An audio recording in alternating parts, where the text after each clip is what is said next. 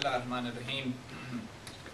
Honorable Consul General, Mr. Aqil Nadeem, Mr. Siddiqui, Mr. Khalid Khan, friends, brothers, ladies, sisters, it's a pleasure to come back to Houston. It's been a while, I must admit. It's probably been over a year since my last visit to your wonderful city. Although even in that visit, I did not get to see much of Houston, but it was a pleasure connecting with many of you.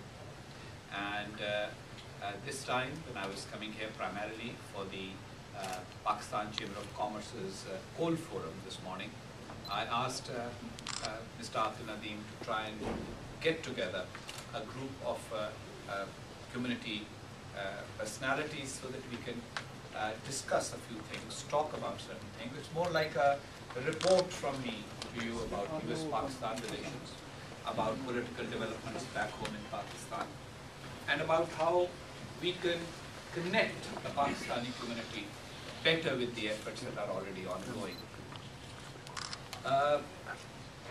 As all of you know, you can take a man or a woman out of Pakistan, you can't take Pakistan out of the man or woman.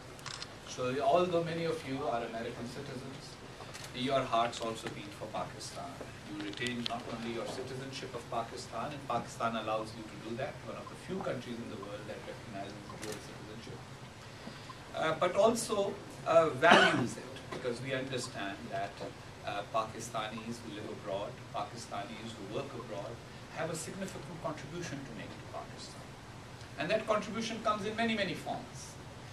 Be it in the form of remittances, be it in the form of accumulated experience and knowledge, be it in the form of learning from other countries, and even provide a role of a bridge between countries like the United States that have an important and significant bearing on the country's security, country's economy, and country's future. But there are also certain inherent weaknesses in a relationship of this nature between a community that leaves its home and sets up home elsewhere. Many people who left Pakistan in the 70s know Pakistan only of the 70s. Many people who left Pakistan in the 1980s know Pakistan from the 80s. Many people who left Pakistan in the 1990s know Pakistan of the 1990s.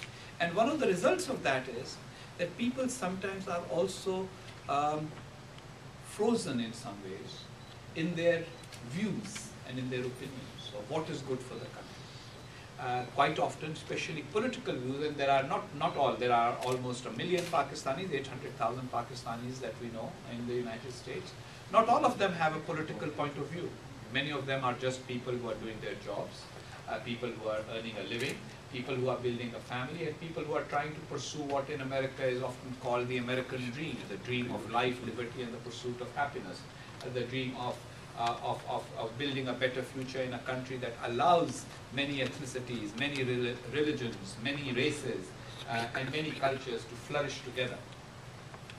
But some people who are politically active sometimes carry forward conflicts that in Pakistan have been forgotten. For example, I jokingly sometimes say to people who in this particular instance are particularly hostile, very aggressively hostile to the current political leadership of Pakistan, that you are reflecting the opinions that persisted during 1977, during what was then the PNA-PPP divide. Well, guess what? The PPP has changed, the PNA is over.